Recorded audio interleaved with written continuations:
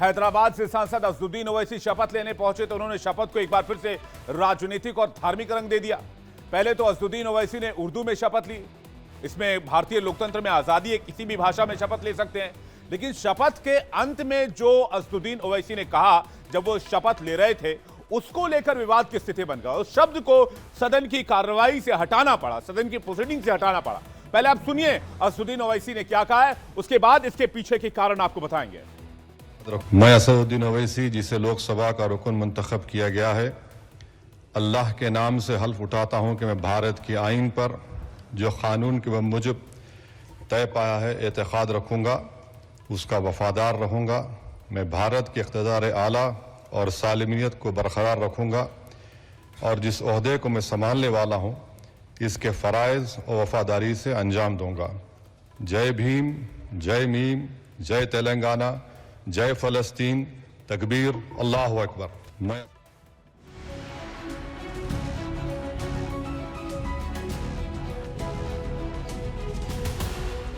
जय फ़लस्तीन, जय फ़लस्तीन, जय फ़लस्तीन।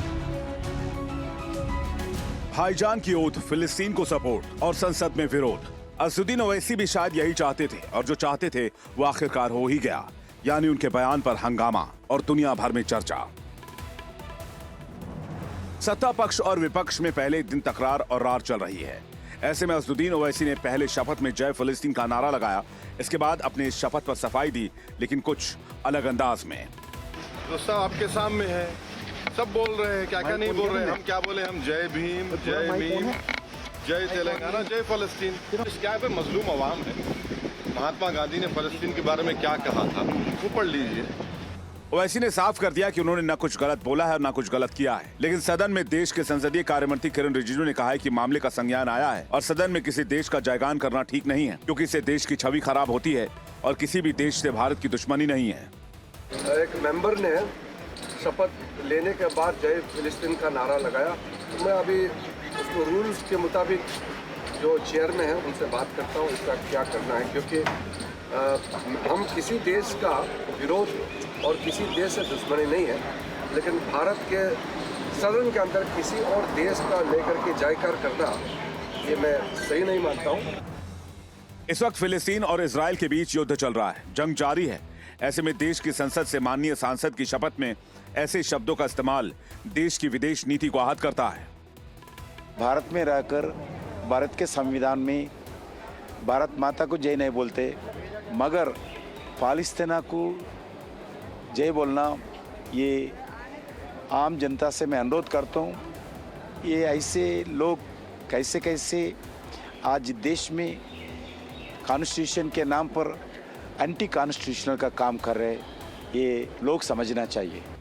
भारतीय संविधान धर्मनिरपेक्षता की आजादी देता है, वो संविधान की प्रस्तावना में है, लेकिन किसी देश की जय जयकार के साथ शपथ लेना संसदीय परंपरा को शोभा नहीं देता है और इसका कहीं उल्लेख भी नहीं है।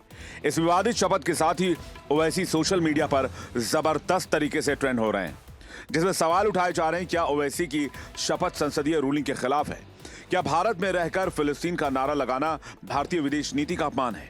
क्या संसदीय मंच से ऐसी शपथ लेकर ओवैसी ने लोकतांत्रिक मूल्यों को तोड़ा है? सदन में असदुद्दीन ओवैसी अपनी पार्टी के इकलौते सांसद हैं। उन्होंने माधवी लता को हराकर हैदराबाद की सीट जीती है। ओवैसी ने दोपहर 3:15 पर शपथ ली। अपनी शपथ में जय फिलिस्तीन का नारा लगा दिया। ओवैसी की शपथ पर सांसद शोभा करंदलाज ने सवाल उठाया। उन्होंने सदस्यों ने भी, दूसरे सदस्य जो हैं उन्होंने भी जय फिलिस्तीन के नारे पर सवाल उठाए। ओवैसी की शपथ के वक्त राधा मोहन अग्रवाल पीठासीन थे। राधा मोहन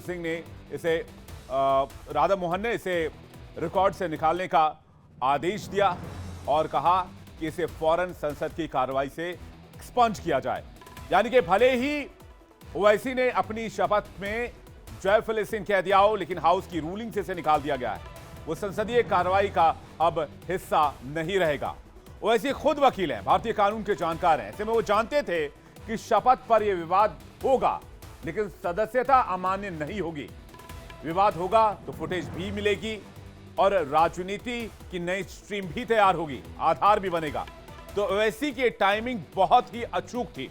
इसलिए इस कृत्य के पीछे माइंडसेट क्या था, इस कारनामे के पीछे की मोडाइस ऑपरेंडी क्या थी, क्या पॉलिटिकल माइलेज लेना चाहते थे सांसद असदुद्दीन ओवैसी, यह समझना बहुत जरूरी है।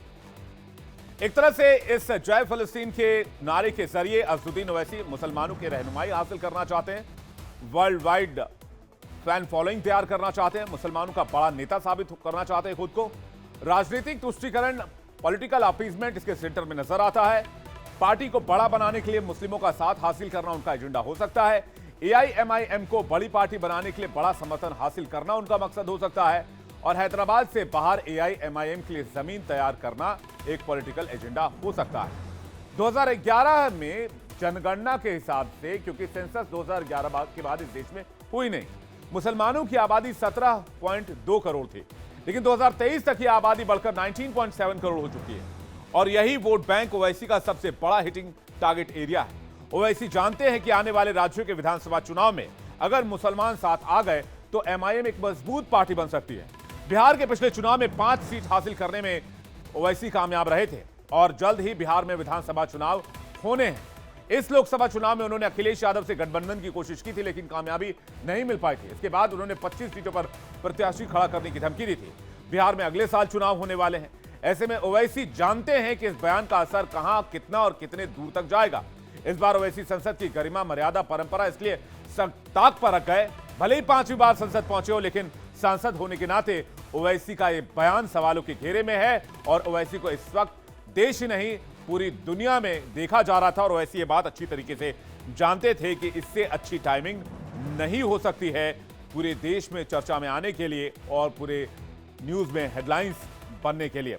ओवैसी के साथ साथ 2 सांसदों की चर्चा भी है जिन्होंने अल्लाह के नाम पर संसद में शपथ ली। इनमें धुबरी असम सीट से जीतकर आने वाले कांग्रेस के सांसद रकीबुल हसन हैं और बिहार के किशनगंज से जीतकर लोकसभा पहुंचे कांग्रेस पार्टी के सांसद डॉक्टर मोहम्मद जावेद शामिल हैं। Having been elected a member of the House of the People, do swear in the name of God, Allah, that I will bear true faith and allegiance to the Constitution of India, as by law established, that I will uphold the sovereignty and integrity of India. Bismillahirrahmanirrahim. মই ৰকিবুল হুছেইনে লোকসভাৰ সদস্য নিৰ্বাচিত হোৱাত আল্লাহৰ নামত শপত খাই কওঁ